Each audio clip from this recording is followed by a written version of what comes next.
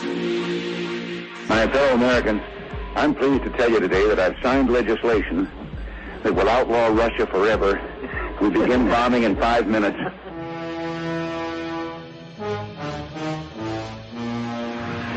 It is essential that our team learns to work with our new recruit, not against him. I'm a geek, walking down the street. Check the computer. The mainframe computer.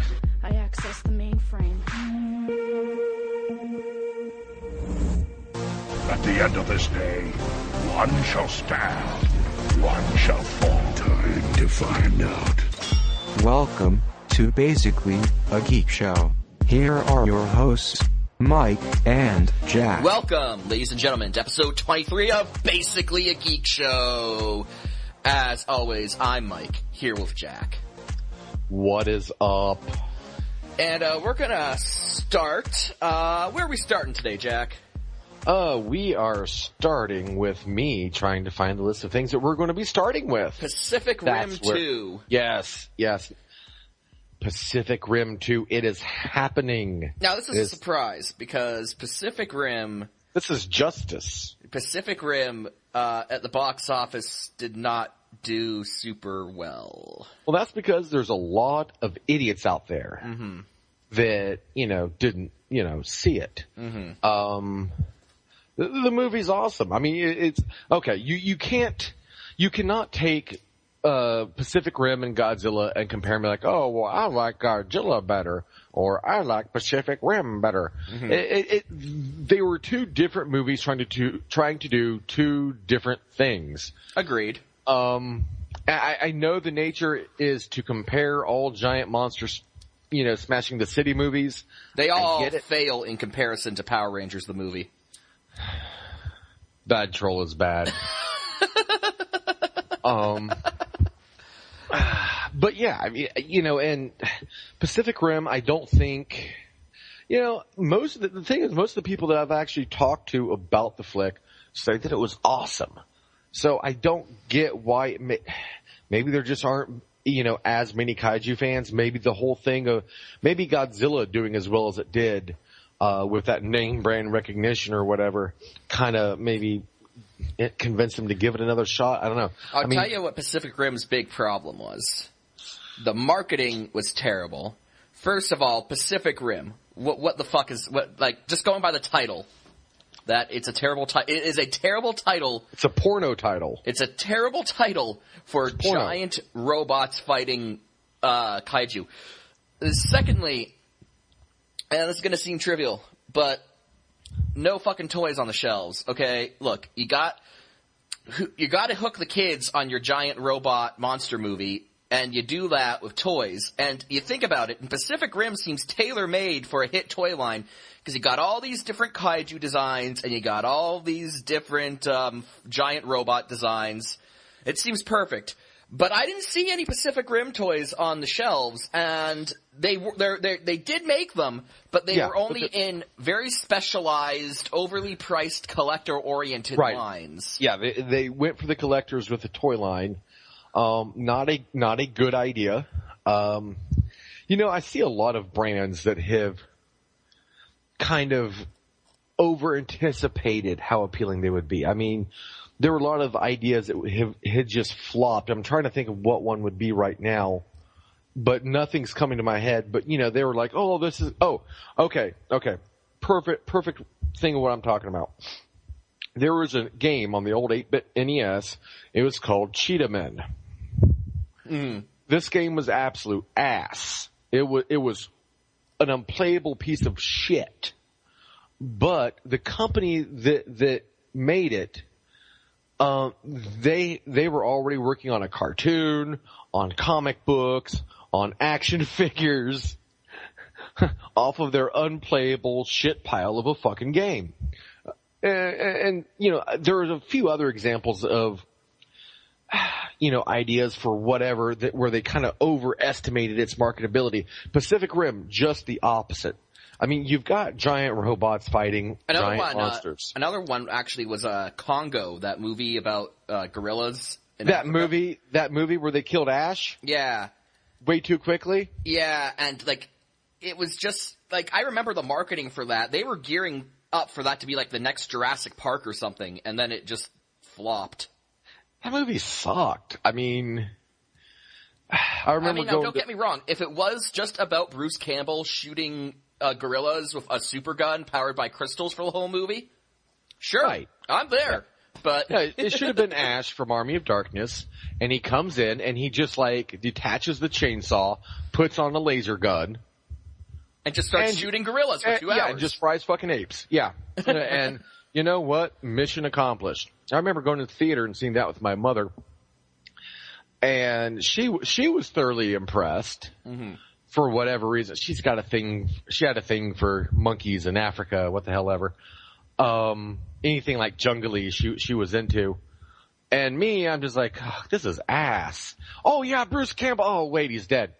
Well, I'm done here. And yeah, I don't know why, the guys over at Legendary didn't think, look, we've got kaiju and robots and, okay, even if kids don't care about the movie, don't get to see the movie, they're going to want giant robot and kaiju toys. Yeah, I mean, but over the past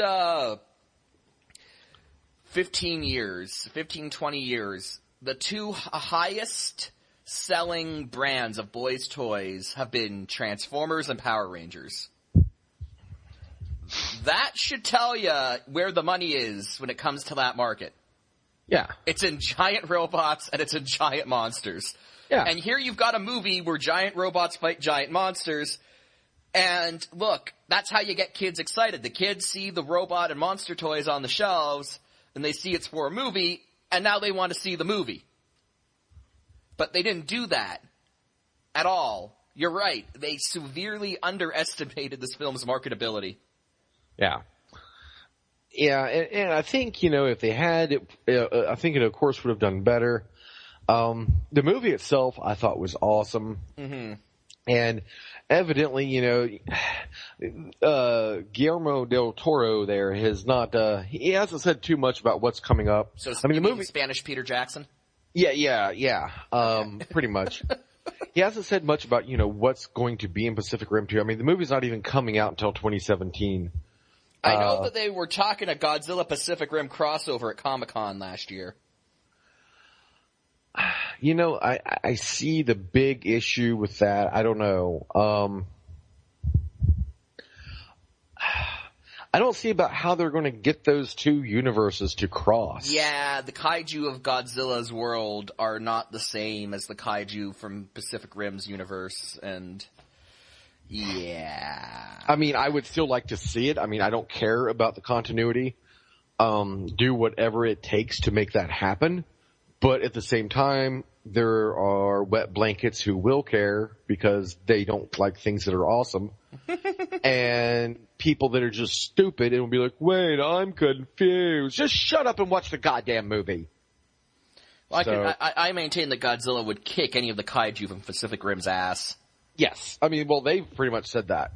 Yeah, didn't they say that Godzilla would have been a Category 6? Yes. And the highest that a kaiju got in Pacific Rim was Category 5? Yeah. Yeah. I always found it kind of interesting that they had their classification basically invoking the idea of a hurricane. Or tornado. Yeah. But, I guess that makes sense in natural disasters and whatnot. But the thing about Pacific Rim 2 is... this movie did not perform well at the box office, and yet we're talking about a sequel after it appeared that all sequel talk had been shelved. Apparently, the head of the studio, I think it's Fox? Warner Brothers for Pacific Rim. Warner Brothers for Pacific Rim, okay, yeah. The head of Warner Brothers is apparently a big fan of the movie, and he's the one who kind of rescued it and said, no, we're gonna do a sequel. So, Pacific Rim lucks out. You get the boss's favor and you get to make the sequel to your movie. Yeah. I think that, it's good that they finally did that. I'm trying to find a little bit more about what they said. This is what I was trying to remember. Something that was mentioned about something that may be in Pacific Rim 2 is them expanding on the idea of quote unquote the drift. which is, I guess, where the Jaeger pilots are, like, in their mind when they're, jacked into a Jaeger. I hope they don't. I don't want to see a movie about that. I don't give a fuck. Yeah, I'm going to be honest. The whole drifting thing I thought was the least interesting aspect of Pacific Rim. It felt contrived. I wouldn't say it felt contrived. I mean, it just doesn't. I just don't care. It's a giant monster movie. Giant monsters, giant robots. Anything that's not involving those, I don't care about. Like, I don't know. The way that I just kind of look at it, it's the whole drift thing. Just kind of, it seemed like forced drama. I've watched enough Power Rangers, enough Transformers. Well, you know good cinema when you see it, sir. I know quality cinema. Okay, I just. Growing up when I did, I've been exposed to enough giant robot fighting anime and TV shows that the idea that two people can't pilot a robot without this, like, mental handshake just kind of seemed contrived. Because I'm like, but whoa, wait a minute. They do this, two guys pilot, like, robots all the time in Gundam, and, like, 5 people pilot the Megazord. What the fuck's going on? Well, I mean, I don't care about them. The idea itself, I don't dislike it. I'm just saying, I don't mind the idea being in there. I think it's fine. It works for what they're doing. I had no issue with it. I didn't feel that it felt contrived. I just don't care enough about it. Mm-hmm. For them to really make it like a major subplot of the next movie. It's not, it's a mechanism that they put in place I believe they said that they wanted a reason to where, 2 pilots were required for a Jaeger. And then, it kind of comes in this whole thing where I guess, you have to really be comfortable with the person you're linked to, giggity, for the Jaeger to perform optimally. Okay, that's all cool. That's fun. You've said you've told us what we need to know about it. Now let's just watch shit get smashed. Well, I mean, the way that I kind of look at it is like, okay, no, it's like 5 people can pilot the Megazord without a problem. Are these 2 guys just like fucking wimps? Are they like not as good as the Power Rangers? What the hell? Bad troll is bad, sir. No, that was honestly my thought process, because this idea has never really been explored, at least not anything I've seen, and it kind of just seemed like forced drama because they had to get, like, the 2 main characters into that war bonding kind of relationship, and I don't know. Again, I'm not bashing the movie really because I did enjoy it, and I am looking forward to a sequel, but the whole drift thing, that was one thing that I thought could have been left out entirely and the movie wouldn't have suffered at all. I don't think the absence would have been noticed, really. I don't feel that it was contrived. I don't think it deterred from the movie in any way. Again, I just don't think it's something that they need to expand on. They've told us what we need to know about it. Let's move on. Let's make it about badass new Jaegers, badass new kaiju. Which is really what Pacific Rim is about. It's not meant to be any kind of cerebral, thought-provoking piece of cinema. It's meant to be fun and awesome. And that's exactly what it was. And, I hope they don't fuck with that by, probing and, going on a mindfuck fest. Oh my God, what if they all turn into fucking orange soda? Oh my God. No, that won't happen. That won't happen. And then, like, the main character just monologues for, like, an hour and a half. I will shoot myself in the fucking face in the middle of the fucking theater. I've also heard Del Toro say that he wants to do, like, something that's, like, half Jaeger, half kaiju. Mecha King Ghidorah? That's kind of what I thought, honestly. And, like, I don't know. I'm up for anything, really. I just hope they don't overthink it. Like you said, Pacific Rim's appeal is that it's not really a cerebral type of movie. But if they try to make it one by overthinking some aspects, then it could end poorly. Yeah, it will end poorly. This is not the type of movie that you really want to. Pacific Rim did not take itself seriously, and that's what was awesome about it. It is inherent. It is mutually exclusive to have too much seriousness for this movie to try to get too deep. That will be mutually exclusive to what made the first one great. So no, stay away from that shit. Just give us better and more of what we had before, and you'll be fine. Mm-hmm. I mean, look at the Transformers franchise after all. I mean, they keep giving us more and better of what we had before. Michael Bay, now second highest grossing director of all time. Indeed. Fuck you, James Cameron. But Avatar. Michael Bay's like, Revenge of the Fallen made $800 million. Fuck your Avatar. And that was my shittiest one. Yeah, that one sucked ass. I put 2 Jar Jar Binkses in that movie. Yeah. And people still bought it. 2 Jar Jar Binkses, a fucking robot humping a bitch's leg, and fucking Devastator's balls, and I'm still rolling in it. Yeah. I mean, bitches be hating. Exactly. I mean, for anything you can say about the Michael Bay Transformers franchise, you cannot say that it takes itself too seriously. No, you can't. It delivers exactly what's on the goddamn label. Yeah. So other movies that are going to be coming up, that I'm much less enthusiastic about. In fact, I don't think they need to be made, period. And I would like them to just go away so that Star Trek could get J.J. Abrams back. The new Star Wars movies. Now, I'm a little confused on this. Maybe you can kind of enlighten me. Okay. Because on one hand, my original thoughts on this, or my original impression that I got, rather, was that these were going to be, episode 7, 8, 9. But I've read a few things that implies they dare not use the term quote unquote prequels anymore, because that might trigger some Charlie's in the bushes moments with a few of us. No, Star Wars, you don't want to say the word prequel in reference to Star Wars. Yeah, so they're going to be origin stories. Well, your confusion stems from the fact that that Disney, when they bought Lucasfilm and made these announcements, that Disney is planning on 2 separate series of Star Wars movies. There will indeed be episodes 7, 8, and 9. Okay. Those will not be origins, they won't be prequels, they will pick up after Return of the Jedi. The origin story films are that outside of the 7, 8, 9, outside of the main numbered series, you're going to have origin stories for popular characters from the franchises. There's going to be a Han Solo origin story movie. There's going to be a Yoda origin story movie.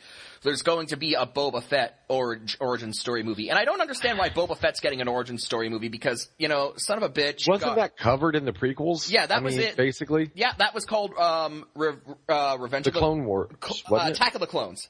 Attack of the Clones. Attack of the Clones. It was episode 2. It was the worst of the prequels. So it was actually the one I liked the best. Of course it was. Well, no, Christopher Lee. Okay? Christopher Lee, I don't need to say anything else. They got the guy famous for playing Count Dracula, and then they called him Count Dooku. Yes. Yeah, fucking Lucas. He ran out of ideas like 30 goddamn years ago. He just doesn't give a shit. Yeah, okay. Okay, this is where I'm coming from with this. And what if we got Dracula to be Space Dracula? Yeah, and, okay, this is where I'm coming from with this, and I guess this could be like a little mini bad movie public defender, but I'm going to say on episode 2, what made me like it what made me hate it the least of the 3 prequels was Christopher Lee, because I don't give a rat's ass about Star Wars. I really do not. I don't dislike it. I like it in terms of, as long as it can be fun, entertaining sci-fi action, I'm good. And in that regard, I like it no better or worse than any other movie of its type. It's nothing special or revered to me. So in that sense, I'm going to be much more objective about it. And I kind of approach things from a different place. I see Christopher Lee being basically, yeah, what you said, Space Dracula. And I'm not offended like, oh my God, they're taking this wonderful series and they're doing this too. I'm just like, oh my God, that's fucking awesome. Space Dracula. Sign me the fuck up. You know? That's where I was coming from with it. And, you know, it fucking beat, you know, fucking Dillweed running around going, Padme! Oh, fucking Anakin. Yeah. Back when they turned Darth Vader, one of the most badass human villains, like one of the most badass villains in cinema, and then they like turned him into a movie. Pardon? Into a fucking Lifetime original movie. They turned him into a whiny teenager, and it was just not good at all because. So yeah, at least it wasn't listening to that bollocks for another however many minutes. No, we saved that for episode 3, where he and Padme spent like 15 minutes of fucking screen time telling themselves how much they loved each other. It was in like the beginning of episode 3, there is like an entire scene which is like being like stuck in a room with your little sister who is on the phone with her boyfriend, and they're like, "No, you hang up. Yeah. No, you hang up. I love you. I love you more. Yeah, exactly. I love you most." That's exactly what that dialogue between Padme and Anakin was like at the beginning of episode 3. I love you so much. Well, I love you too. Our love is like a loving river of lovingness. Oh my God. We get it. You love each other. Now shut the fuck up and go hack some more kids or something. Shut the fuck up and turn into Darth Vader so we can go home. Yeah. Oh, so that was, yeah. So, but basically that's the plan. They've got Yoda, Boba Fett, and Han Solo, and they are going to give them origin story movies that will exist outside of the standard, 1 through 9, numbered series. I don't think Han Solo needs an origin story movie either. Well, honestly, I mean, in the good trilogy, you get enough of an idea about how he started and what he's about. I really don't feel like it's necessary. Yeah, no, he was a smuggler for Jabba the Hutt. He, screwed him over, and now he's working for the Rebel Alliance. That's all you really need to know. Yoda could be interesting. I mean, he's old as fuck. He's bound, and that's one thing I did actually like about the prequels. Seeing Yoda be a badass. I know a lot of Star Wars fans who, would burn your house down to hear you say that.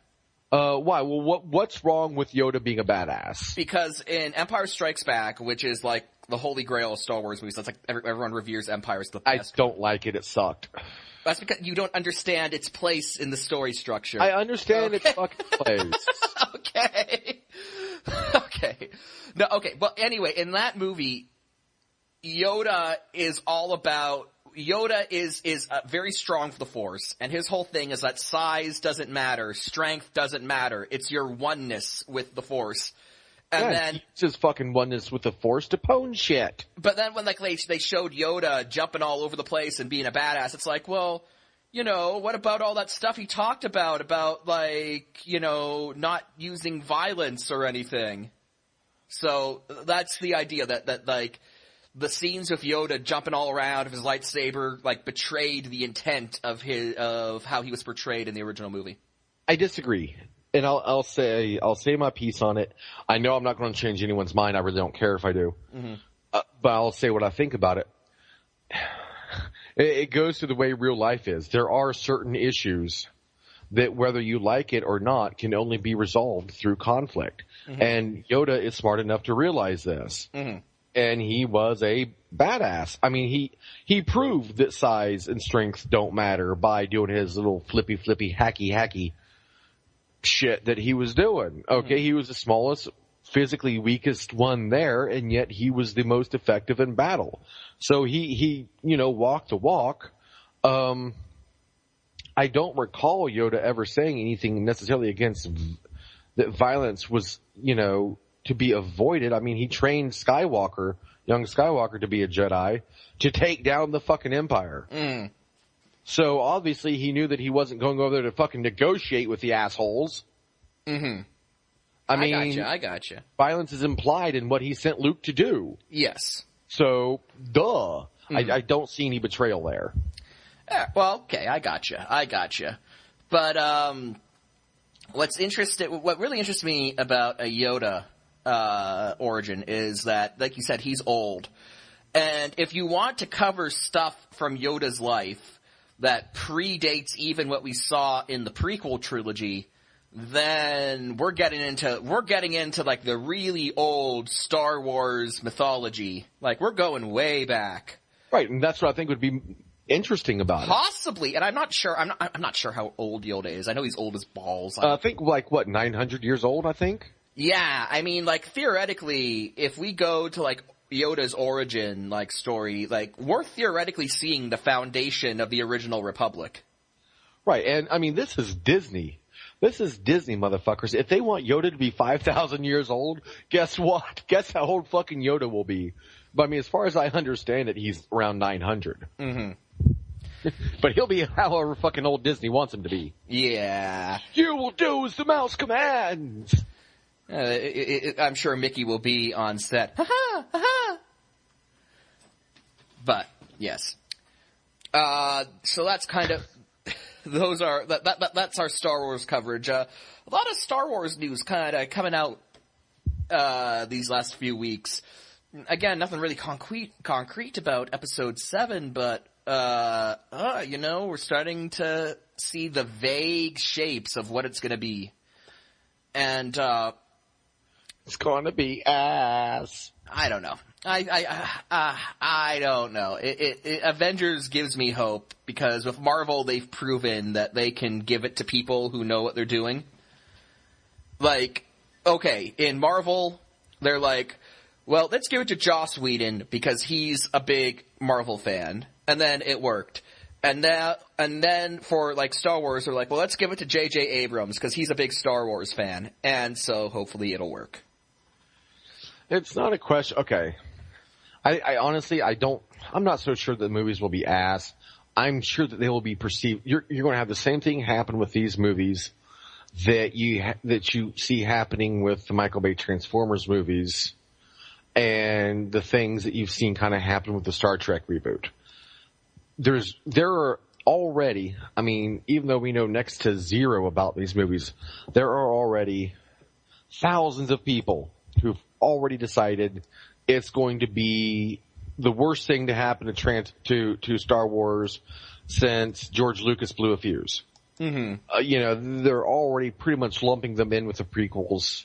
I just know it. And it's going to be one of those cases I don't think you'll be able to, no matter how quote unquote good they are, it's going to be like with Age of Extinction. There's going to be people that have no legitimate gripe with the movie. They're just going to hate it because reasons. Yeah. Well, that's definitely a possibility.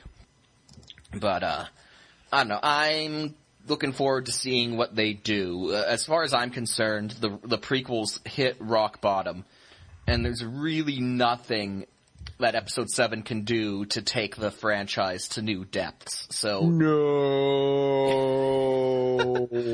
It's really only, you can really only go up from here. So that's kind of where I'm coming from. I don't know. I never underestimate people's ability to fail. Yeah. Well, we will see. We will see. Moving on then. Generations Jetfire. Yes. Transformers Generations Jetfire. So let's talk a bit about this toy. We talked a bit about it when it was first unveiled at Toy Fair. Well, actually, we first talked about it when its pics were leaked about a week before Toy Fair. Yeah. But, it's been there, we've seen it, and now it's for pre-order. And I just want to reiterate just how awesome this toy looks. It is. It's what Jetfire should be. Kudos to Hasbro for actually being able to have Jetfire transform into pretty much his original G1 form without a fucking lawsuit from goddamn Harmony Gold. Oh, Harmony Gold got pwned in the courts, so. Oh, they deserve it. They're fucking idiots. Mm-hmm. But, yeah, it's a great looking figure. It's on pre-order now. Pre-order on Big Bad Toy Store. I shall not be pre-ordering this, unfortunately. Well, no, I mean, yeah, this is one of those cases where it's pointless to pre-order it because they're going to be available at retail. Yeah. This is going to be, and it's a leader toy, which means it's going to be big, and it's going to be expensive, so it's not going to be hard to find. I imagine they'll be hanging around on shelves for a while.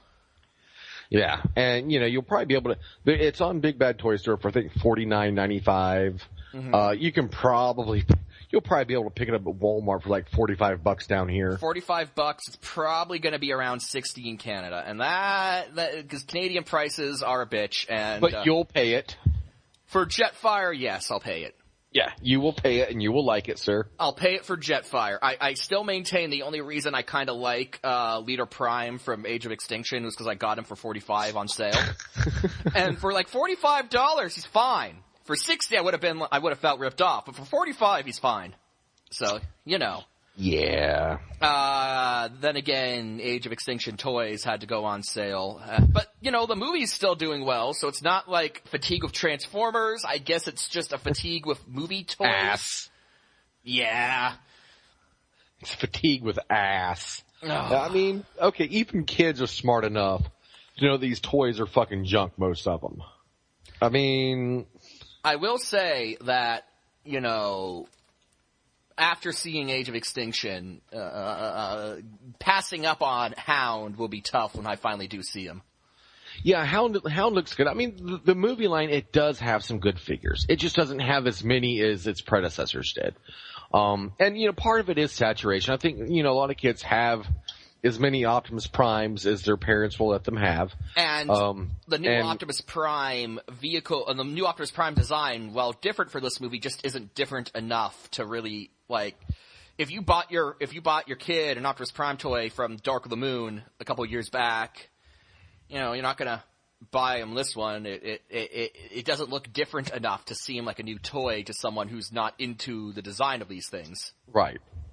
But yeah, the Generations line though is really where I think Hasbro's showing what they can do right now. From what I've seen from a few interviews with Hasbro people from BotCon, which just happened, it seems as if a lot of the guys running the brand right now really have a solid appreciation for Generation 1, and it shows. Yeah, and that is good. It's good to see a lot. It's good to see toys other than Optimus Prime and Bumblebee, and an occasional Jazz and Hot Rod get some love. It's good to see a new Jetfire after all these years. Classics Jetfire from 06 is still pretty good in my book, but this one just really looks fantastic. Yeah, but that was like 10 years ago, and since then we've had, 35 different Primes and probably 70 different Bumblebees. They all combine. I promise you, if you go back and buy them all, you will be able to combine them into like some mega monstrosity Bumblebee. Well, I can combine them all into one fucking hefty bag. But yeah, Jetfire getting some love. I'm excited about this. Between this and the leader Megatron that they unveiled at BotCon, Hasbro is really hitting it with these generations. And, what can I say? For all the faults of the movie line, with all the emphasis on these one-step transformation toys that just look terrible and just look like absolute garbage. And yes, I know they're meant for kids, but I'm still allowed to think they look bad. Yeah, I mean, all that being said, they really do know how to do the generation stuff, and I'm happy to see it. Although I will say that even the Generations movie stuff is a bit underwhelming. I haven't picked him up yet, primarily because I almost picked him up because I liked him in the movie. But then I heard some reviews, and I decided to, maybe wait until a premium version of the character comes out. But Crosshairs, the green, the one with the trench coat, yeah, the one with the trench coat, voiced by Bender, yeah.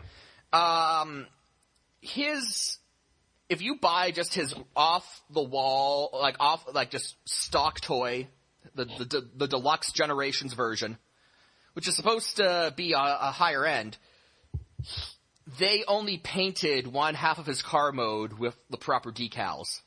Nice. Yeah. And it's not just like somebody got a bum one. No, this is widely reported. Jeez. And, what's this? A Fans Project exclusive car crash.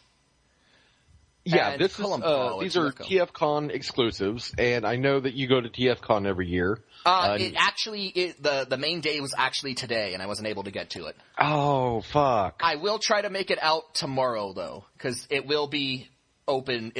Tomorrow is the last day, so I'll try to hit up tomorrow and see what's going on there. Yeah, and I've seen that, and I wanted to show it to you because I know you've got the love for the G2. And what this is a Fans Project repaint of one of their Stunticons. It's Breakdown, actually. Yeah.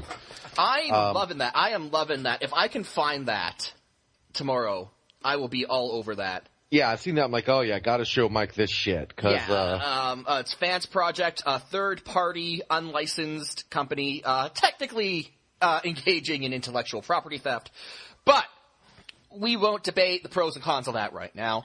If I see this, I'm getting it, because, like I said, Stunticon's not necessarily my favorite combiner group, but I love me some Breakdown, I love me some G2, so if I can find this for a reasonable price, it's mine.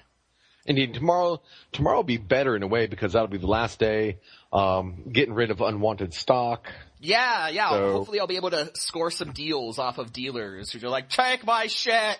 Take you some mace, and when people are just like flocking back and forth, just mace them down, and, cut ahead in line. Shop like an American, damn it. Or just, mace the dealers and steal their stuff. That is, that's definitely a possibility. Now I have the last Nova Prime. Yeah, basically Geek Show does not in any way condone theft. Please shop responsibly. But yeah, you could just, fucking mace a bitch and take everything. Don't do that, kids. Yeah. Oh, yeah. But yeah, I'll try to make it up to TFCon tomorrow. I'll probably miss all the panels, but honestly, I really don't go to any of the panels at conventions. I know that's like blasphemous, but it's mostly for the dealer room. Yeah, the fat loot. Unless there's anyone unless someone's there that I really want to see, like, if Peter Cullen ever came to a TFCon, I'd go to that panel, because I've never been to a Peter Cullen panel before. But, like, this is the guy who voiced Generation 1 Wheelie. I'm like, I don't want to talk to that asshole. Yeah. I know what you did. Or, like a couple years back, they had, the big thing for TFCon was meet the guy who voiced Generation 1 Perceptor. And I'm like, I hated Perceptor. No. Yeah. Perceptor was annoying. Yeah. He was the Peter of Transformers. That's an inside joke, by the way, so sorry for that, folks. But, yeah, Perceptor. No, not so much. Oh, gosh. So, yeah, Generations leader, Jetfire, coming out very soon. Good stuff. Definitely good stuff. They did say that unlike past years, Generations this year will not be stunted by movie goods. So hopefully we'll see Jetfire in stores sooner rather than later. Again, they said that like the movie stuff won't put a halt to Generations distribution. Good. Yeah, because damn. And that's what always kind of sucked, when the movie toys would come out, you couldn't get anything else. Mm-hmm. And, for me, a lot of the movie designs I just didn't like. Their toys, a lot of the toys just, they just felt like breaking toys waiting to happen. Mm-hmm. So yeah, that's a good thing. Indeed. Moving on, what we've got next, sir? We have got, some World of Warcraft, possible, I guess you could say spoiler information, regarding, kind of the Draenei plotline. Now, we had discussed before about Valen. I couldn't remember his fucking name for a second.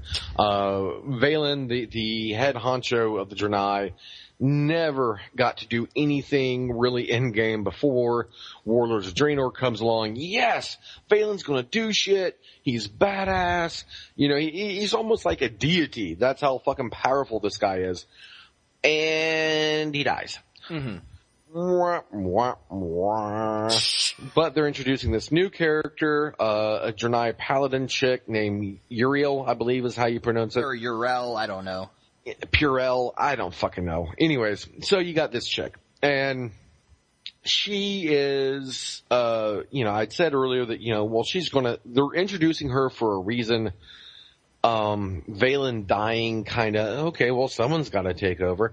Now, it hasn't been confirmed that Uriel is really going to be doing that, taking, Valen's place yet. But we do know she's at least going to be an Exarch.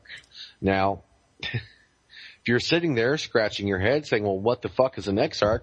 That's a very good question. Mike, tell us what the fuck an Exarch is. Well, in the Byzantine Empire, an Exarch. Okay, now. Real world explanation for what an Exarch is, not exactly what we're looking for. In the Warcraft universe, an Exarch is the military commander, in Draenei, in Draenei society who is in charge of a region or a province. It's like the head honcho for, a particular Draenei community. That makes me think, which is rare. But, okay, so you're going to have this Draenor is not going anywhere. In the sense that after the events of this are over, as far as I know, this Draenor will coexist in the continuity with, present-day Azeroth. But it's not time travel. No, it's a parallel dimension. It's almost like alternate history, whatever. Yeah, whatever. It's timey-wimey. So what in this case, as we had known it before, Draenei society had been pretty much butt-fucked to oblivion by the fucking orcs. Because it's what they do. They're evil.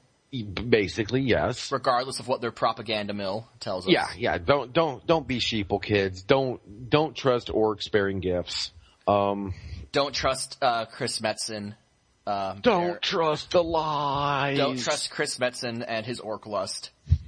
Yeah. But I guess what I'm getting at here. So at this point, once Warlords of Draenor concludes, you're going to have two separate Draenei societies, the one on Azeroth and the one on Draenor. Mm-hmm. Maybe she's going to be head of one but not the other. Quite possibly. But in the game text that was released, I'm not sure if it was leaked or data mined, but the game text that has been made available, they seem to make a big deal about leadership when they make her Exarch.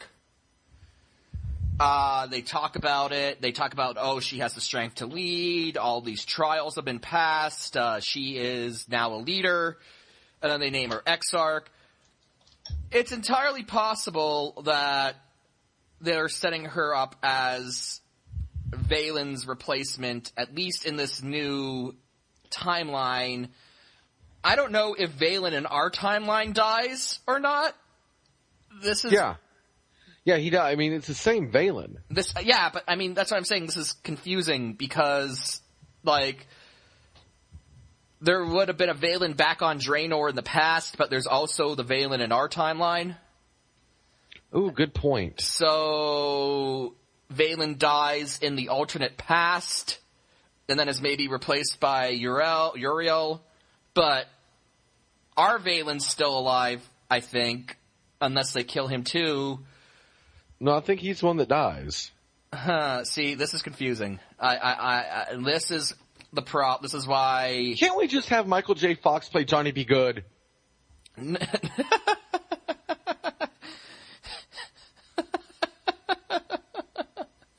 Back to the future. They better have a DeLorean mount. Either that or a TARDIS. Oh, jeez. But, yeah, this could get... No, I could see Blizzard being Blizzard, would have an outhouse called the Turtis. Oh, they would. And the little caption for it would say, it's bigger on the inside. It would, because someone at Blizzard, perhaps Chris Metzen, I don't know, but someone at Blizzard has an unhealthy scat fetish, and it's really showing. It's invading the game. Okay, now, okay. A healthy appreciation of poop jokes does not mean one has a scat fetish. I'm just saying it's gotten a bit much. Why do you hate poop, sir? I don't hate poop, sir. I don't. So you love poop? No, I don't love it. I don't hate it. It's just a thing that is there. But all of the poop quests that they send you on, after a while you start to notice the pattern and you start to ask questions. You know, those poop quests are an integral part of our character's lore. They're probably the only thing our characters have actually done in lore. Because lore knows anytime we kill anybody who's really, like, evil, we don't actually get to kill them. Oh, hey, yeah, you got the Lich King down to 0 health, but here's a cutscene showing Tyrion doing it. Yeah, and my hatred for that was so strong that I actually willed my character to live through that fucking party wipe thing. And you kept hitting Arthas as he was talking to Tyrion. You're like, don't believe the lies! You all see what's happening! Indeed.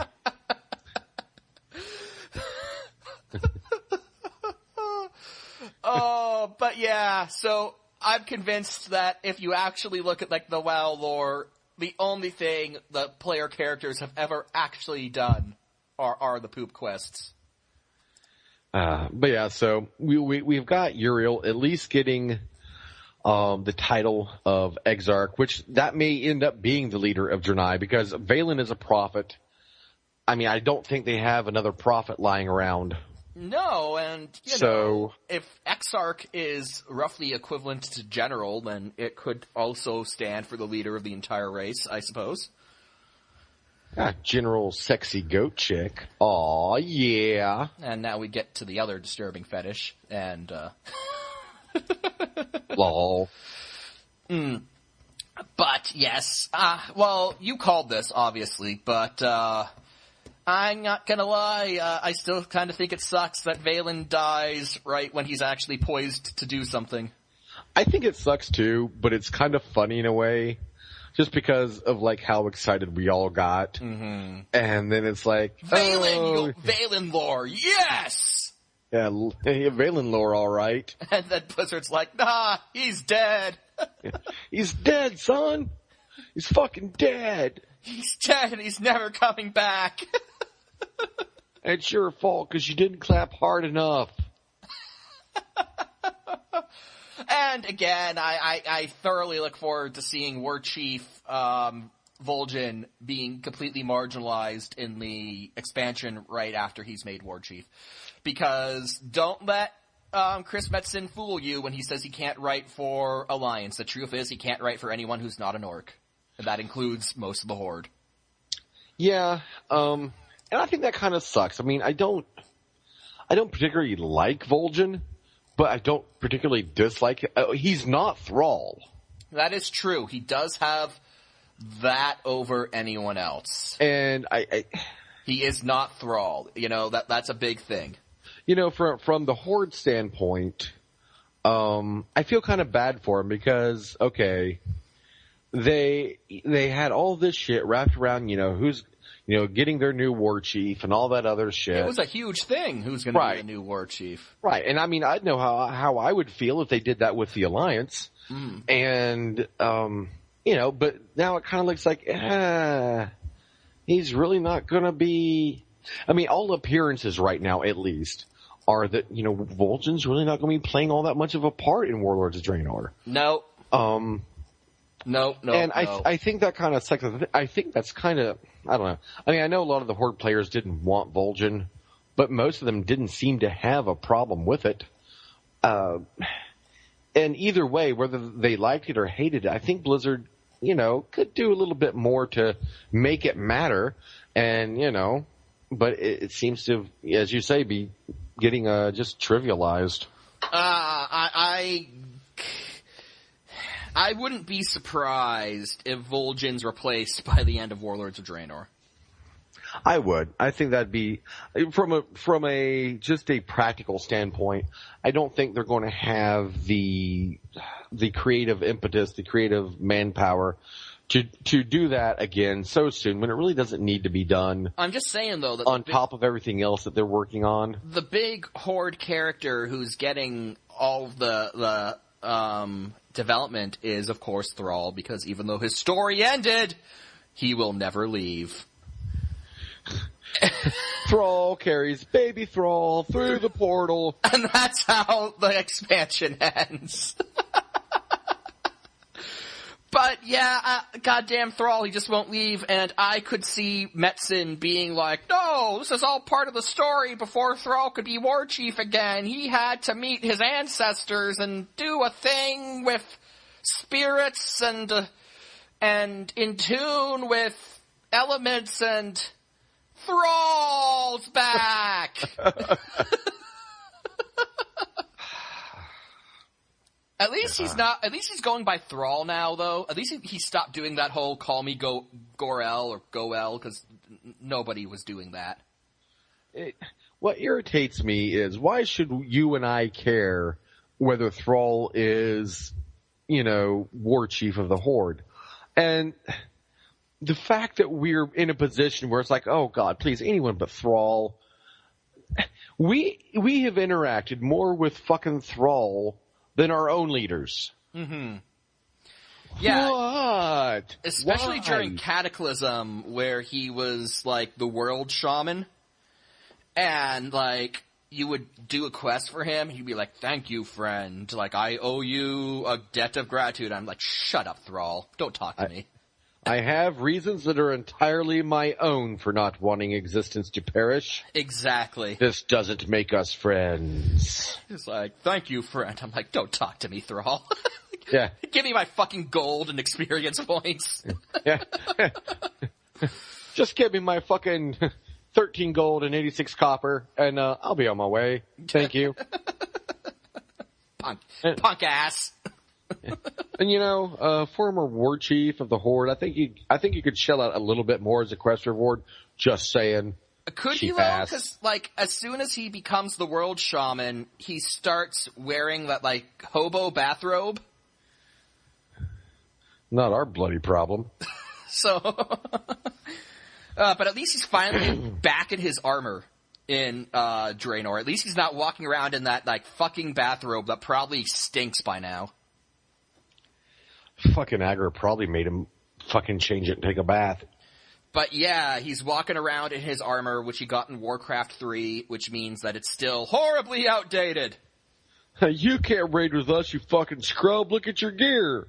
But I'm Thrall. Noob. L2 gear, noob. No, he's just you just have this decked out Tauren paladin running behind him. L2 gear. Lol. That's about right. Yeah. Fucking Thrall. I hate him so much. I don't know. It's just, you're right. We've interacted with him more than we have with our own leaders. And, if Metzen can't learn how to write Alliance, then they need to bring in someone who can to at least balance things out. Because I am tired of every time, having the Alliance storyline play second fiddle to, if it's not playing second fiddle to the Horde, it's playing second fiddle to Thrall, who's basically the Horde. Yeah. I don't know. Maybe it'll change at some point. Maybe next expansion. Of course, we've been saying that for a while. But, Well, nobody saw this one coming. Everyone thought that, we'd be doing stuff with, Sylvanas and Gilneas and Lordaeron, because that's where they said we'd be going next at the end of this one. And so, foolish us, logically assuming that what they said would be next. Fucking retards, you should have known better. But then they're like, nope, time travel, more orcs. Oh, okay. As eyes slowly begins to twitch. Yeah. So many I don't, like, that had medicine all over it. I'm sorry. It did. And, then the Horde gets to ride there on their new choppers. I hope I hope there's a glitch. And, like, every time they try to load it, it freezes up. Like, the game just freezes and then that kicks them out. I hope there's a glitch. You're not bitter at all, are you? Fucking Horde. Not bitter at all. There is no bitterness here. None whatsoever. Well, we still have indoor plumbing, so I still say we win. Yeah, we totally fucking win that shit. You know, and we can keep a stable leader, you know, in power for longer than 2 expansions. Oh, so, hail Alliance Uber Fjord Rin! Sky Marshal Rogers for High Queen, or Sky Admiral rather. I get it mixed up. Yeah, whatever. But you know, maybe one of these days, Gen Greymane will get to be High King of the Alliance because dignified, restrained leadership, sir. The guy who says, "I will bury you." Well, no, we do know that he's gonna get some lore. You know, we talked about it a bit. He's got some sort of, like, he's got mange, so, you know. Lol. We'll have to go on the quest for, like, the holy neck cone. There really should be a holy neck cone. I'm just saying, disease for the Worgen. Yeah, It's gotta be, there's gotta, and I play a Worgen, so I will rock the fucking neck cone if they put it in the game. You need it. Oh, fuck you. You need it. You totally need it. So let's wrap things up with some WWE news, shall we? Oh, yes. I'm afraid I've got some bad news. So, a while back, a couple weeks, there was what we like to call a roster purging in WWE land, where a number of it sounds like something the UN would put you in front of a tribunal for. A bunch of enhancement talent and prospects from the NXT training promotion were let go, and everyone thought at the time, oh, this massive purging is a result of the network losing money, and that now that we've fired all these people, we'll be good. No. In addition to that purge, it's been reported that Vince McMahon, at the very least, wants to cut payroll by $10 million, in addition to what's already been cut. Now, the exact quote was in the 8-figure range. So that's at least $10 million, but this could range anywhere from $99 million to $10 million in terms of a dollar amount. Right. Look, I don't have the network. It's not available in Canada, but I know plenty of people who do have the network. And yes, it is great. If I had it, I'd purge myself on, like, all these old WCW and NWA WCW shows, all the old Clashes of Champions, WCW Saturday nights, the Nitros from the height of the Monday Night War, all the pay-per-views, all that good stuff. And I know that there are a lot of wrestling fans who likewise have passions, and they want to go back and watch the old shows that they remember. If you're a WWE fan, maybe it's Saturday night's Main Event, or the old Raws, or if it's ECW, you want to watch ECW Hardcore TV when that promotion was really taking off in the mid-90s. I understand the appeal, even though I don't have it. I really do, and I understand that getting all of that content plus pay-per-views, all for under $10, I understand it's a deal, but let's face facts at this point. The network is a fucking flop. It's cannibalizing their own business. Let's burn it to the ground. It's cannibalizing their own business, and it's bleeding the company money. A correction. I said a couple months back when we first discussed this that WCW in the year 2000 lost $110 million. I was actually mistaken. The dollar amount that WCW lost back then was closer to $60 million. But that's still a lot of money, and at the time, it was the most money a wrestling company has ever made. Has ever lost. Farted in the wrong direction and came up with this abortion. Yes. Partly Good as job, a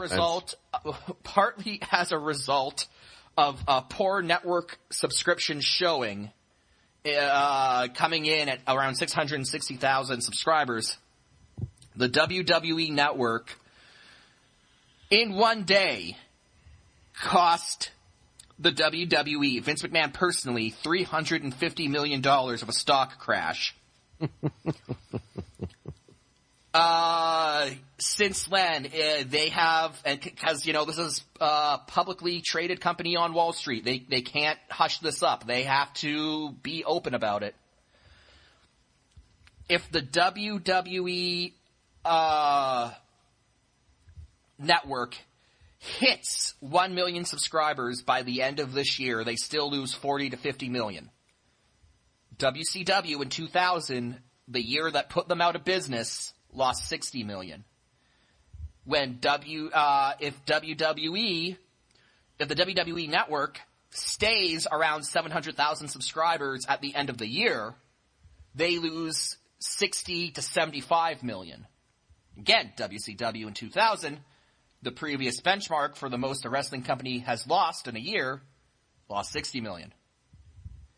So, I'm not trying to say that the WWE will be dead by 2016. What I'm trying to say is that massive amounts of money are being lost on this network. And it's not, and when I say that it's cannibalizing their own business, it means that, for example, major cable and satellite companies pissed off that the WWE is giving away their pay-per-views for $10 a month are refusing to carry their pay-per-views now because, they weren't consulted about this.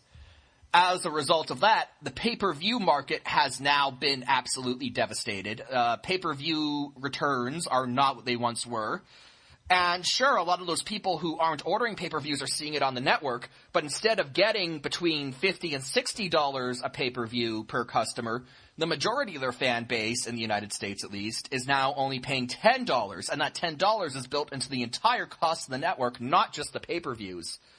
So, not to mention what the network's going to do to their home video collection, because the WWE home video business has survived on, re-releasing those old Clash of Champions collections, those old WCW and ECW pay-per-view collections.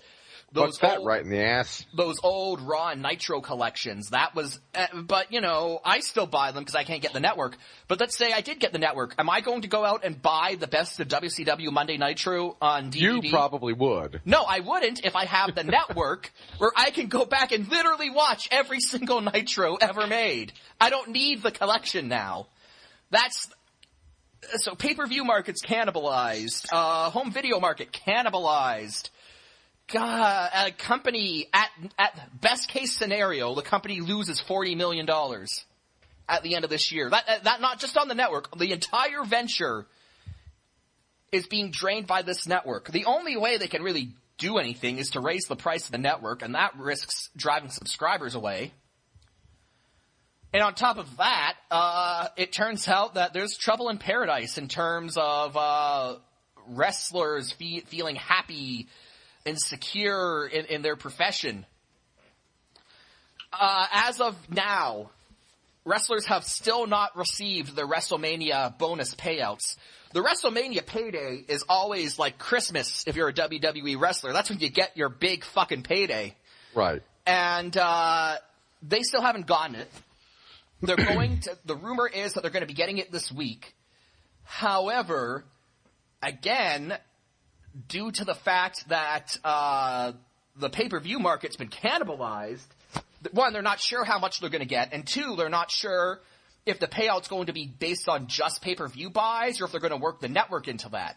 This is part of the reason why CM Punk left, by the way. When CM Punk just quit WWE, he said, look, they're being very shady about how the network's going to affect pay-per-view payouts. They haven't told anyone how it's going to work. I don't know what I'm going to be earning. Everything I see from the WWE from a financial standpoint these days points to the fact that the network, for as cutting edge as it is, for as good of a deal as it might have, for as good of an idea as it might have been, for as good of a deal as it is, it's just not working. Maybe the wrestling fan base is just not the right fan base from a demographic standpoint to test this new technology out on. Maybe that's it. But, you know, at the end of the day, Vince McMahon is a very stubborn man. And if he sticks with this idea for too long, past the point where it's draining the company dry, I'm not sure how much longer it can hold out. I mean, let's also keep in mind that a lot of people are saying that the launching of the network without NBC's consultation was a big reason why NBC refused to give them that TV deal they wanted, and they only got a fraction of what they were asking for. So at what point does this network hinder WWE's ability to survive from a financial standpoint? And I ranted, and I do apologize for that, but I've just had a lot to say on this subject. Oh, no, you're fine. You know, I really don't know what to say about it. I mean, you've covered it pretty well. Mm-hmm. Watching Vince be his own worst enemy brings me great joy and amusement. I really, really hate that son of a bitch. It sucks that the wrestlers are getting drawn into it this way, though. At what point could they, I mean, I'm sure you don't know exactly what all is in the contracts, but I mean, could they conceivably, if they continue to not get the WrestleMania bonus, could they conceivably sue for breach of contract? No. Technically speaking, the way the contracts work, the WWE considers their wrestlers independent contractors. Mm. And that's how they get around things like having them join, say, the Screen Actors Guild or form their own union or whatever. WWE's all very shady when it comes to the contracts of their wrestlers. Wrestlers could certainly quit, but partly as a result of the Monday Night Wars and Vince McMahon fearing losing talent to the competition, all performer contracts have it in that if the wrestler quits, that's a 90-day no-compete clause. So that would hinder their ability to go to TNA or ROH or any of the smaller indie companies. So if you're a wrestler and you quit, you're essentially committing yourself to 90 days without working for a paycheck. Well, okay. I mean, let's be honest here.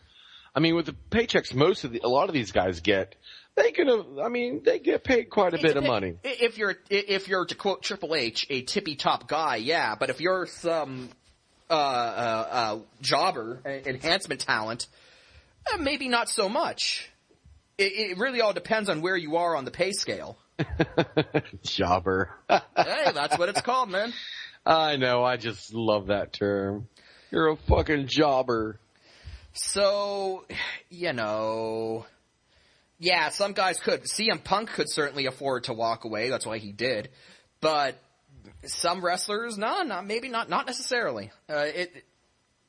It's all very sketchy. But every new piece of financial news coming out of the WWE, it doesn't look good.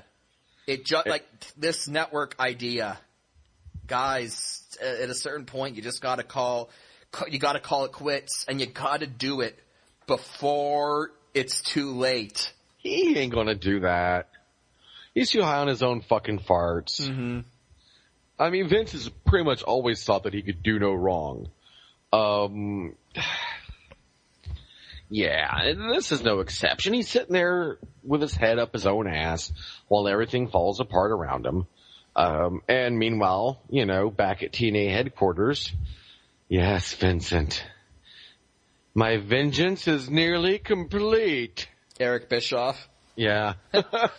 Oh, if Bischoff was somehow behind all of this, that would be fantastic.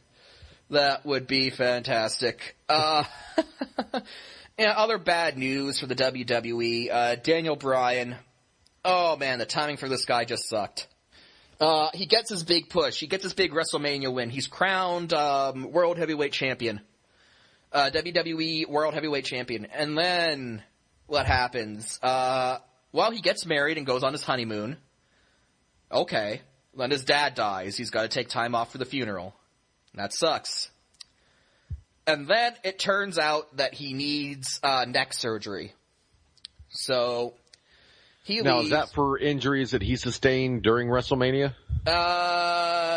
During the lead up to WrestleMania, I think. I think it was basically getting hurt and then working through the pain to the point that he was just making it worse. Gotcha. But as a result of his injuries, he had to take time off. They thought he'd be back by Money in the Bank, but his recovery from all indications has not gone well at all. And now they're saying he needs another surgery. And so their big star, the guy who was, setting the wrestling world on fire, the guy everyone wanted to see as champion, he's been out. John Cena filled the void. He is now the World Heavyweight Champion, and we'll get to more of that in a bit. But as of right now, Daniel Bryan out for the foreseeable future. And on top of that, Intercontinental Champion Bad News Barrett also out with an injury. I've got some bad news. He's out. He's still got that fucking phone there, the Vince on speed dial, watching the fucking stock reports. Just redialing. Vince, I've got some bad news. But, Bad News Barrett, just as he was catching on, just as he was starting to gain momentum as Intercontinental Champion, shoulder injury, he's out for a number of months, kind of leaving the WWE in kind of a tough spot when their top two champions are forced onto the shelf. But as I said, John Cena at the Money in the Bank pay-per-view won the vacant World Heavyweight Championship by defeating, I believe, 6 other men in a ladder match to become the 15-time World Champion, which, brace yourselves, if he loses the world title and wins it one more time, he's tied Ric Flair for most ever world title wins. Yes, John Cena will have tied the fucking Nature Boy, Ric Flair, greatest wrestler who ever lived. His record will be tied by John Cena. Yeah. I really hate that man. But here's why I'm not too pissed off about it. Here's why. Because, and again, plans subject to change and everything, but it has been, leaked from people who supposedly have insider connections with the WWE that the plan is for John Cena to hold the title until SummerSlam in August, the second most important show on the WWE calendar. And at SummerSlam, he is scheduled to lose the World Heavyweight Championship to Brock Lesnar. Man who defeated The Undertaker's undefeated streak. Legit badass former UFC heavyweight champion. I don't know what to tell you, man. I think that would be awesome. And the plan from, again, all subject to change, but this is kind of what people have put together right now. The plan would be for Brock Lesnar to hold the title from SummerSlam all the way until WrestleMania 31, where he'll lose to Roman Reigns, who they're going to build up as the next big star, now that the Shield has gone their separate ways. Well, now that I could get behind. Yeah. Because he's pretty cool. He is. Roman Reigns is awesome. I look forward to that. But I'm also looking forward to Brock Lesnar, because Lesnar is a legit badass who kind of adds a sense of legitimacy to the whole thing. And you know what? I'm up for seeing Lesnar just walk through fools for months on end. I would actually be interested in seeing that. I mean, could be worse. I mean, you know, I don't know. I just, he's okay. I don't think bad of him. To me, he's just kind of there. Well, you see, he was a big deal when he debuted back in 2002, I think it was. Yeah, I just started watching WWE, you know, kind of full time after WCW went under. And Lesnar was one of the first big stars that debuted in the WWE, and I could really get behind him because he wasn't one of the guys going up against WCW in the Monday Night Wars. He was kind of his own entity. And so, you know, I was like, yeah, I can, you know, I can get behind Lesnar. And then he did his thing for a while, retired from wrestling. Now he's back. And, you know what? Having him with Paul Heyman in the championship for months, that would just be golden fucking television. And I can't wait to see it. So I'm it could be interesting. Which is why I'm not all that upset about Cena winning the title at Money in the Bank, because I know he's just there to feed it to Lesnar at SummerSlam. Again, the fact that he's a 15-time champion still bugs me, because he'll have at least one more title run after this and tie Ric Flair. I know that for sure. But, God, you know, at least he's there to give it to Lesnar, who will be fun, and then Lesnar will have it to give it to Reigns, which will hopefully establish a new star, and that's all good. That's all doing, you know, the right thing in that regard. Providing there's still a WWE left at that point. I don't know what they have to do, man. They need to seriously slash and burn a lot of... they're going to have to slash and burn if they want this network thing to stick around. Yeah, they just need to get rid of the fucking network. I mean, yeah, it's great. It's awesome. You know, they should just stop taking new subscriptions for it. Let everyone's, you know, 6 months or however long they signed up for fucking run out, and then shut the whole fucking thing down. Cut their losses and fucking walk away. The network, at the moment, well, I do know that the next quarterly conference call is in the end of July. At the end of July, we will know where the subscription numbers stand. But again, I'm not too confident, because even if they hit 1 million, they're still losing money. They're still losing $40 million a year, $40 to $50 million a year. And I honestly don't know if they're going to even hit 1 million, because I believe the Wall Street Journal ran a run-up when the network was announced. And the Wall Street Journal calculated that if you look at WWE's audience, you look at the demographics of their audience, that they're around, give or take a few, there are around 700,000 fans who would be willing to buy and support the network. That's a problem when WWE announced at launch that they needed 1 million to break even, and now, after it's proven to be more costly than they anticipated, they're now saying they need 2 million to break even and start to turn a profit. And of the 700,000 that Wall Street Journal said that they could potentially tap into, they've got pretty much all of them already. Yeah. They've got like what, 600 and some odd thousand? 660,000. Yeah. Was the last one, yeah. So I mean, they've pretty much, I mean, that's something that's kind of cool, that of all the people that would have been willing to do it, they got like 95% of them. That's awesome. I mean, you know, that they saturated that well, but that's not nearly enough to keep it viable. WWE on Raw, they've sort of turned Raw into a means to try to pimp the network, to try to get as many people onto it as possible. They're giving away another free trial, which again I can't even take advantage of because Canada. But the way that it's working is that they're telling people on the TV, right? The WWE network has a 90% satisfaction rate among customers. Yeah, that's great. But here's the problem. Everyone who that would impress already fucking signed up for it. Yeah. You're not going to get, like, basically, you're not going to convince people who weren't going to buy it just because satisfaction is at 90%. Because the people who weren't going to buy it aren't going to buy it for reasons that satisfaction won't really overcome. The fact that a lot of the WWE audience is actually older. They're between 35 to 45, 50, you know, that age group. And the older you are, the less willing you are to experiment with new technologies, statistically speaking. So you got all these older people who are saying, like, oh, I don't know, it's one of those new streaming things, I don't feel comfortable with that, and they're not going to do it. Or you've got younger kids, and they might be into it, but the younger kids, they need parents, and the parents are probably those older folks.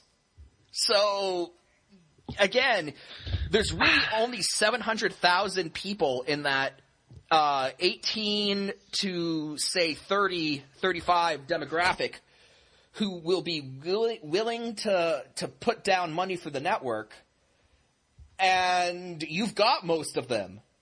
And you need more, but there aren't more potential customers out there. There simply isn't. So I think the problem is a bit more basic than that, actually. Okay. I think the problem is that to really give a rat's ass about the network, you've already got to be pretty hardcore. I mean, like a pretty hardcore fan. Yeah, you've got to care about watching all that archival footage for it to really be a value proposition. Right, and you have to be a person, I mean, who, you know, would be interested in the pay-per-views and all this other shit. You've got to be pretty hardcore to be interested in it, and I don't think there's that many people who are that much into it. Mm-hmm. I mean, not as many who meet all the criteria. You know, I guess maybe the age group that you're talking about, and you know the devotion factor. While at the same time being in the country that offers it. Hear that, Canada? Get your shit together. Stop depriving your people. It's not our fault. WWE refuses to release it up here. Oh, well, fuck them. See, they deserve this. They deserve this for what they're doing to you. Well, you know, Canada's always loved professional wrestling. There's a huge professional wrestling fan base up in this country. I don't know why WWE didn't take advantage of it. I've heard that there were contractual obligations that they couldn't violate with some of their Canadian television partners, but I don't know. If it was possible to pull, they should have done everything they could to launch that thing up here. It would have netted them more subscribers. That's definitely that's for sure. So I don't know why they didn't. We'll find out. I mean, I don't see Vince taking back water on it. I don't see him getting the subscribers he needs either. So I see him either being, you know, ousted by the board of directors, or the whole fucking thing is just going to go down the tubes. Yeah, probably. Oh well, the WWE circles the drain. And, you know, I'm a fan of wrestling, and WWE being the biggest company, I admit it does suck in some respects to see it suffer, but at the same time, I was a WCW fan, and so part of me can't help but feel like this is sweet vengeance from the grave. Professional wrestling is not going to die. If there's not WWE, there will be something. It's not going to die. You know, if anything, the assets and whatnot, the rights to all these things will be bought by someone else. And, you know, it'll be some other promotion that's going to be doing shit in, you know, the next few years. Mm-hmm. Yeah, you know, there'll be a rough spot. But personally, even though I do enjoy professional wrestling, the satisfaction of seeing basically what I think is Vince getting what's coming to him, mm-hmm. It's very, very satisfying. I can't deny that, knowing all the shit he pulled with Jim Crockett's NWA, back before that became WCW, all of the shady behind-the-scenes business dealings that he engaged in, the way he drove promoters out of business left and right. You can't help but think this is a bit of just desserts. People were saying that, too, back during the Monday Night Wars when Nitro was kicking Raw's ass in the ratings. that this was just desserts for Vince McMahon. So, it says something that every time the WWE hits a financial wall, you get people saying, well, maybe Vince had this coming. Yeah, but this seems to be a little bit bigger than his average financial wall. Well, last time he had Ted Turner gunning for him.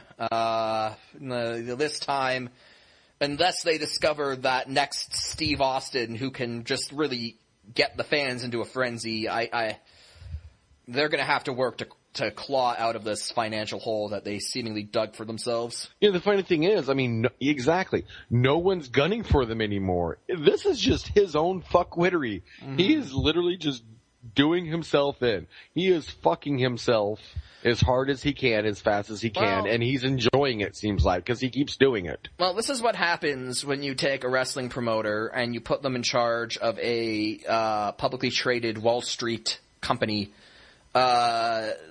You've got a glorified circus promoter who's trying to play grown-up with financial experts and economic experts, and the same kind of shit that works in wrestling, i.e. trying to overhype a match. When you try to overhype a product like the network and it doesn't deliver, well, in wrestling, that just ends up with a couple angry fans.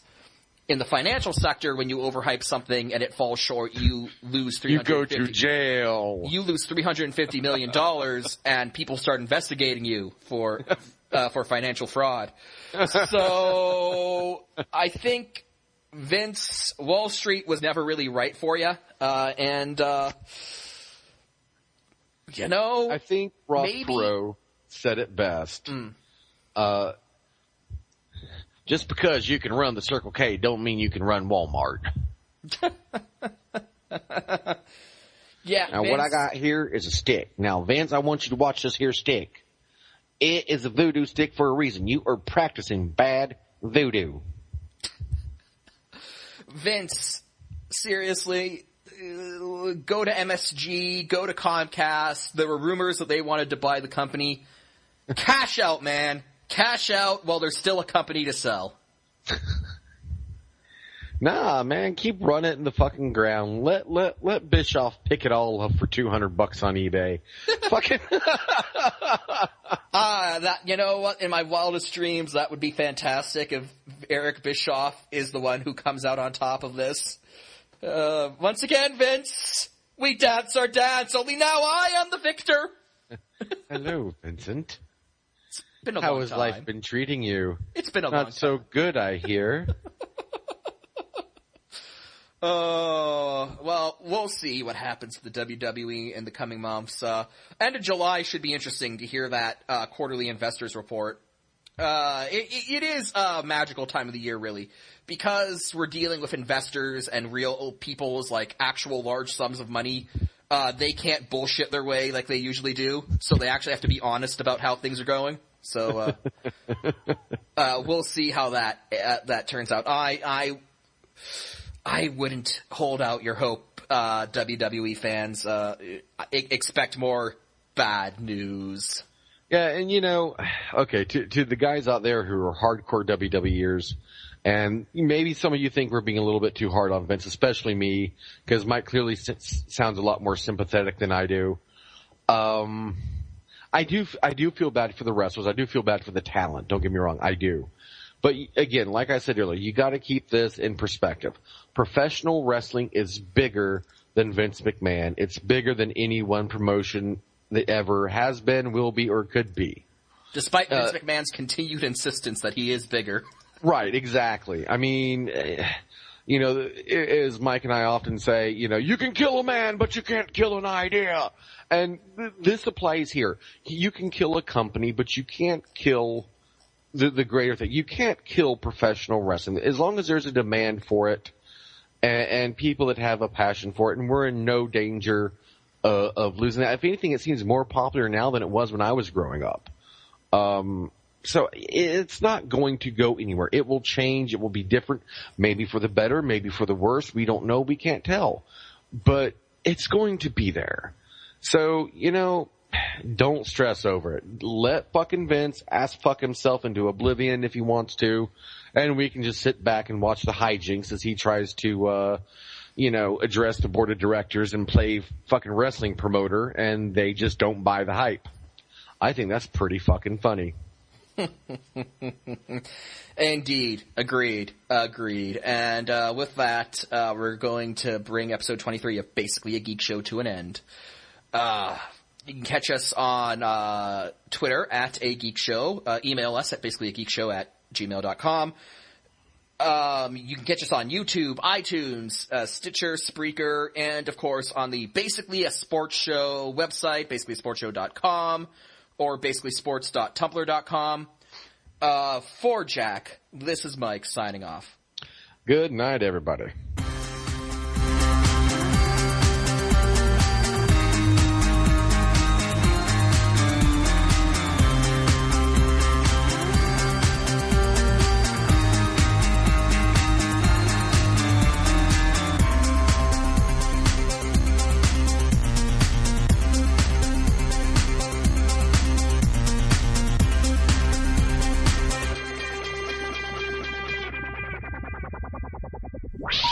Please hang up and try again.